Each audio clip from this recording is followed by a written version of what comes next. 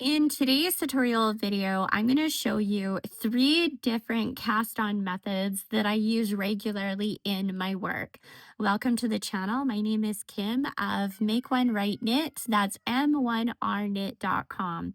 All right, so for the first one that we're going to do, it's the long tail cast on, and I use this about 90% of the time. I love this cast on method. It is so versatile and flexible, and you can make anything with it. So I always default to this cast on. I really enjoy making it. It's awesome. All right, so in order to determine the length of our long tail, we want to times it by 4 the length of our project.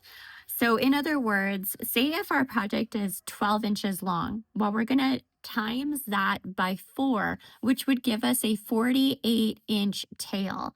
So if you're concerned about having enough tail to weave in, I always add about 6 to 8 inches. I'd rather a longer tail than a too short tail and have to redo my cast on.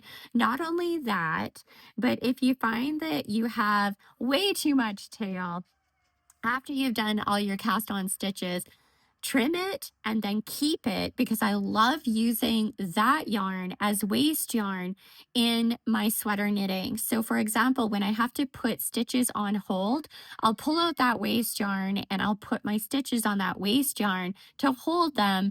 So when I'm ready to knit my sweater or my sleeves, then I can remove that waste yarn and keep knitting. It is awesome for that. So nothing is wasted.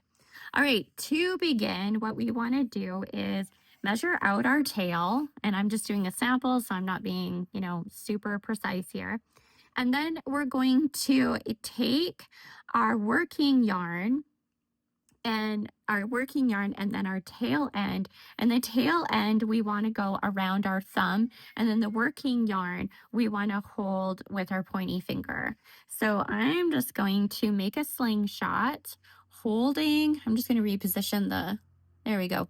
So I'm going to hold my yarn like this. So I've got both ends kind of held with these 3 fingers, and I'm making a slingshot. Do you see that? So it looks like that, right? Then we're going to take our needle and we're going to start our cast on. So I'm doing the Knitwise.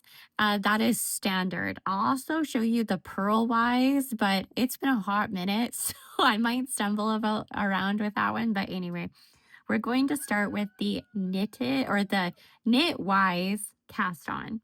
There's a difference. I know, hey? So what we're going to do is we're going to take our needle and we're first going to do a slip knot. And my slip knot is probably not what you're used to. I love this method because I don't have an ugly knot to deal with later, and that's why I do it that way. So I'm going to take my needle and just twist it around my yarn. Okay, I'm going to show you that again really slow. I'm going to take our needle, twist it around like that. So it just looks like that, okay? It's just twisted around your needle. And that's pretty much our slip knot, which is awesome, right? So the next step, what we want to do is we're going to go under the thumb, and then we're going to go over and over this yarn on our pointy finger. Do you see that? And then we're going to pull it through the loop that we created on our thumb, and we're going to drop our thumb out like that. I'm going to do this again really slow, so don't worry. Let's do that again. So it looks like this. I'm going to show you from different angles too. So we're going to take our needle, we're going to go slide it alongside our thumb into that loop. You see that? Looks like that, okay? And then we're going to go over to our pointy finger, and we're going to pick that yarn from our pointy finger and bring it through the loop that we created on our thumb, okay? And then we're going to take our thumb out and snug it up. Now, it's really important that you do not snug this up a crazy amount. You want to make sure that your needle or your stitches can easily move around on your needle. If it is too tight, you're going to hate your life. And it's going to not be fun knitting. Trust me. I've done all of the things. So you want to make sure that these stitches can slide around really nice and easy, okay? Now we're gonna keep on casting on in that fashion. So again, we're gonna go to our thumb, slide the needle up through the loop on our thumb, just like that. See that? Show you different angles. Okay. And then we're going to take that yarn from our pointy finger and bring it through the loop that we created on our thumb. Just like that. I like demonstrations that go super slow. I hate when people do it too fast because you're like, what do I do? And then you're slow-moing the video and you get so frustrated. And yeah, I'm trying to avoid that for you. Okay. So again, we're going to take our needle, slide it up alongside of our thumb into that loop. You see that? Looks like that. And then we're going to go over to the yarn on our pointy finger and wrap it around this way. We're going over top of that yarn. See, do you see that? And then we're just going to pull it through the loop that we created with our thumb. And then drop your thumb. And then slowly snug it up. Remember, we don't want those stitches too tight, okay? So again, it looks like this when you get going. Super cool. So cool. And you'll feel so accomplished after you learn this. You'll be like, yes. Okay, so again, we're going to go over it one more time real slow. Okay, so we're going to take our needle and slide it up our thumb into that loop that we created. Then we're going to go over and pick that yarn up from our pointy finger and bring it through the loop like that. And then drop your thumb out. That's all there is to it. So that is what it looks like for the knitted or the Knitwise stitches. It's facing you, right? I like this method because in my sweater knitting patterns, it starts with a purl row. So when we turn our work to knit it, these purl bumps are already in the right position to knit my patterns for the sweaters, which is very cool. Okay, so that is the Knitwise long tail cast on. I'm going to remove these and then we're going to try the Purlwise cast on. And I already apologize because it's been a hot minute since I've done this technique, so it might not be pretty. Okay, so again, it's the same thing. We're gonna make our slingshot, right? And then we're gonna do our slip knot, and we do the slip knot just like that, remember? So I'm gonna show you that one more time. Oops, I dropped my yarn here. Push your needle down and turn it. That's all there is to it. That's a slip knot. And I love this way of doing it because you don't have that ugly knot to deal with in your work later. I've always hated that knot. I actually learned this technique from Patty Lyons. And I was like, where have you been all my life? I was so happy about it. Anyway, so that is our slip knot. Okay, to start our Purlwise, we're going to look at, I'm going to show you this way. I know this is really awkward, but do you see this yarn over here? Over there, over here. Okay, so we're going to go over there to begin with, and we're going to go under that finger and then over to our thumb and bring it through the loop on our finger and drop our finger out. I'm going to show you that again. The first one is always a little bit wonky because it's a purl and I've done a unregular slip knot, I guess. So the first one can always be a little bit of a stinker, but anyway, it's fine. Okay, so again, we're going to go over to the finger, to this yarn over here, right? We're going to take that and bring it over to the yarn on our thumb and go around. Do you see that? We're going around and down and then through the loop on our finger. You see that? And then drop our finger out and tighten it up. Not too tight, remember.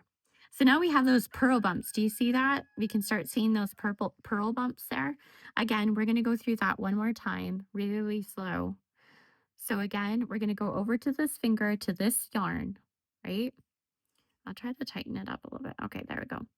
So we're going over to this finger, underneath this yarn here, and we're going to bring that over to the yarn on our thumb. You see that? To this, and then down and through the loop on our finger, like that. And then remove that finger and then snug it up. Again, you want to make sure that these can slide on your needles nice and easy, okay? So I'm going to go through that one more time. Remember, this is the Purlwise one. Unless your pattern specifically calls for it, I wouldn't worry too much about it. I am all about simple. So if you don't get this right away, just go slow through the video. It's fine. You'll get it. Okay, again, we're going to go over to this yarn here on our pointy finger and bring it over to our thumb. Do you see that? Over to our thumb, pick that yarn up from our thumb and bring it through the loop on our finger. Okay, and then drop our finger out and then tighten it up, just like that. You see that? So now we have those purl bumps facing us, and then knitwise would be facing the opposite direction. So our purl bumps are facing us with that method. It's pretty cool, right? And like I said, you will use the long tail cast on about 90% of the time. So if you can get that, you're golden. So the next two that I'm going to show you, one is the knitted cast on. I really like using the knitted cast on, especially when I need to add stitches to a pattern. So for example, in my sweater patterns, when I need to cast on the each end of a row. So I'm casting on here and I'm also casting on at the end of the row. I like to use the knitted cast on method because it's really nice and clean, and I actually like it more than the backwards or the back loop cast on. I don't like that one so much. I find it a little bit sloppy, but the knitted cast on cleans that problem up. For the knitted cast on method, we don't need a crazy long tail. And the reason for that is because we're not using this tail to cast on our stitches. So this is a really beginner friendly cast on that you can do, that you don't have to worry about having a really long tail. So, and it is flexible, but it's not as flexible as the long tail cast on is. So I do prefer the long tail over the knitted, and definitely the cable, and we'll get to why later. So we are going to have a tail about 6 to 8 inches long for this method. We don't need anything longer than that. And I'm going to show you two ways to start. One, which avoids that ugly knot at the end, and the other one with the knot. So you can choose which is easiest for you, which one you like more. I'm going to show you my preferred method first, and then I'll show you with the regular slip knot, okay? So again, we're going to cast on our first stitch as if to long tail cast on. I know. But anyway, so we're going to just twist it around the needle like that, and then we're going to slingshot it and just cast on one extra stitch just to avoid that ugly knot that I despise. But if you are okay with the knot, then that's totally fine too. So where from here, we would just start our knitted cast on method, right? But I'm going to show you with the slip knot as well. What I like to do is just put the yarn around your needle like this and cross it. And then the end of your, it doesn't matter if it's the end or the working yarn, around our needle. And then we're going to fish that yarn through that loop that we created. Okay. And then just pull down. So now we have a knot that we can kind of reposition, and it's moving around and everything like that. It's totally good to go. Okay, so that is the slip knot method. I have a hard time teaching that one just because I haven't done it in years. So yeah, that was awkward, but that's okay. We're going to move on. So we want to make sure that our tail is out of the way because you don't want to use that to cast on. That really sucks. So to begin, we are going to knit into this first stitch. So the first one is always a little bit difficult, so I like to hold it with my finger like that.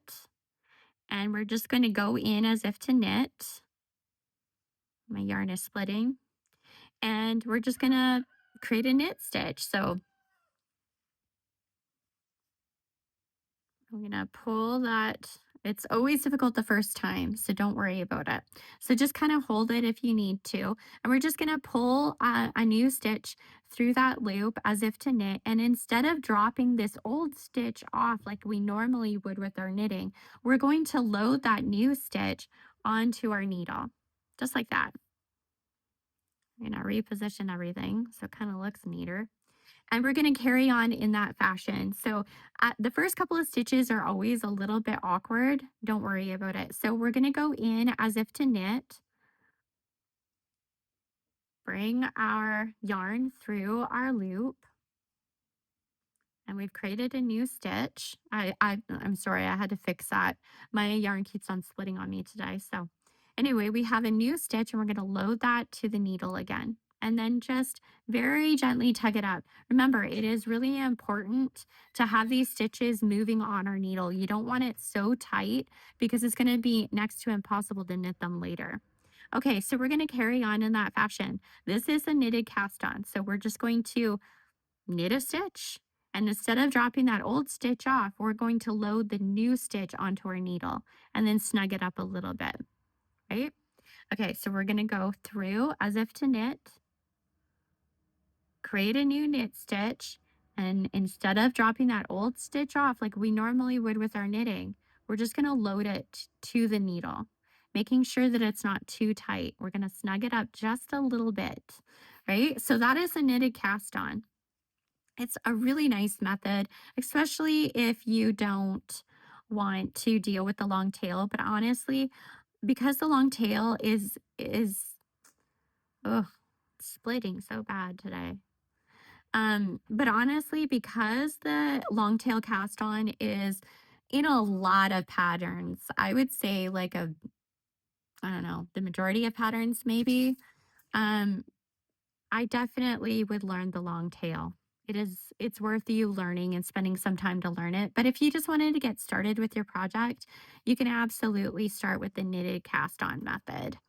But the one thing that I um would be careful about is that it does tend to be a little tighter, especially when you've cast it on. Not only that, but it's not as flexible as the long tail cast on. So I find that if you need a little bit more stability, the knitted cast on is really great. But I also, like I said, I really love the knitted cast on for edge stitches, like beginning and end of row, where you have to add stitches when you are in pattern. So that is really handy. So I'm going to show you one more time. It's literally just knitting. And if you don't know how to knit yet, I have tutorials on my YouTube channel that will show you the Norwegian knitting method. I highly recommend. So definitely go watch those videos. So again, we're just creating a knit stitch, but instead of pulling that old stitch off, we're just adding it to the needle and then snugging that new stitch up just a little bit. So it is nice and neat, that's what it looks like. That so it's nice and neat, but I do find that it's a little bit more firmer than the long tail. Very easy to do and enjoyable, and you don't have to worry about that long tail, estimating how much you need. So, okay, so moving on, let's do the cable cast on. The cable cast on method is very similar to the knitted cast on method, but it is very rigid. Like there's no flexibility in it. I definitely would never use the cable cast on for something that you need stretch in, like a sweater or a toque or a beanie, or definitely never socks. Anything that you want stretch in, I would not do the cable cast on. But it is nice for blankets, and I have used it in some of my old patterns that I designed, and it offers a nice stable cast on for things that you don't want flexibility in. All right, so again, we don't need a crazy long tail because we're not using that tail to cast on. So 6 to 8 inches. And again, you can use my slip knot method so you don't have that ugly knot. But in this case, I'm just going to show you using a regular slip knot. So we're just going to make a loop, put our needle in, make sure that our yarn is crossed over. So it looks like that. And then we're going to take another, like our yarn, and just bring it around our needle. Then we're going to take this loop at the back and bring it through the front to create a slip knot, just like that. Now we want to put it into our left hand, and we're going to um, knit the first stitch. So it looks like the knitted cast on.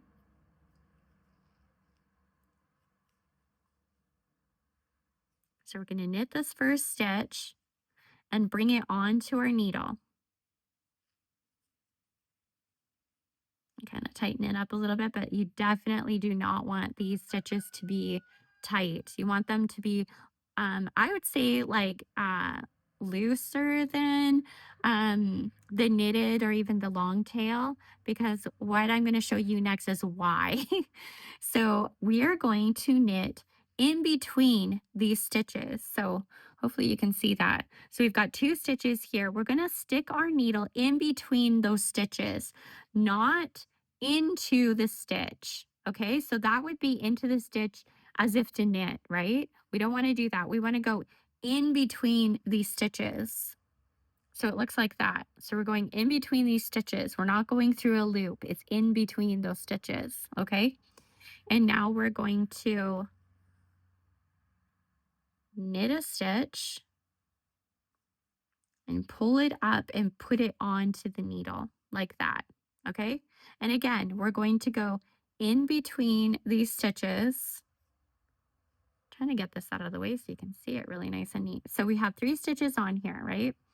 And we're going to go in between the first and the second stitch always. Okay. So put our needle in there. This is why you don't want to cast these on super tight, because it will be a nightmare trying to cast on, right? So these stitches have to be looser in order to be able to fit your needle in between these stitches, right? So first and second stitch, we're going to put our needle in between those stitches, and that's even too tight. And we're going to knit a stitch, bring it through, and place it on our needle. And remember, we don't want to snug up, especially the new stitch. We don't want to snug up those stitches. They have to be looser than what we would feel is necessary, because your needle has to fit in between these 2 stitches, the first and the second stitch. Knit a stitch, pull it through, bring it up to the needle, and don't snug it up too much. Again, we're going in between these 2 stitches. Knit a stitch, bring it through, and place it on our needle. Okay, I'm going to do that one more time really slow, okay? So this is the cable cast on. It is very decorative and very pretty. That's why I like it for blankets. It just makes a really pretty edge. But normally with my blanket designs, I always cover the edge anyway, so it doesn't really make a difference. But yeah, so anyway, let's do this one more time. So we're going in between the first and the second stitch. We're not going into the stitch. Don't go into the stitch. Go in between the stitches. And then knit a stitch, bring it through, and place it on the needle. So that is how you would do a cable cast on. Hopefully you can see that. Isn't that pretty? It is very pretty, but it's not flexible at all. So I would reserve it maybe for like blankets, maybe things like if you're knitting dish towels or washcloths, you can practice it on that, something like that, where flexibility isn't important. But if you are making a toque or mitts, or I'm Canadian, by the way, so I say toque, beanie, I guess, a beanie, sweater, especially like sleeves or something like that, don't use this cast on method because it is not flexible. It has no stretch in it. It's very stable and sturdy. But yeah, so anyway, those are the three cast on methods that I use the most. The cable cast on, I use the least amount, sometimes in blankets, but that's usually about it. The long tail, I use the majority of the time.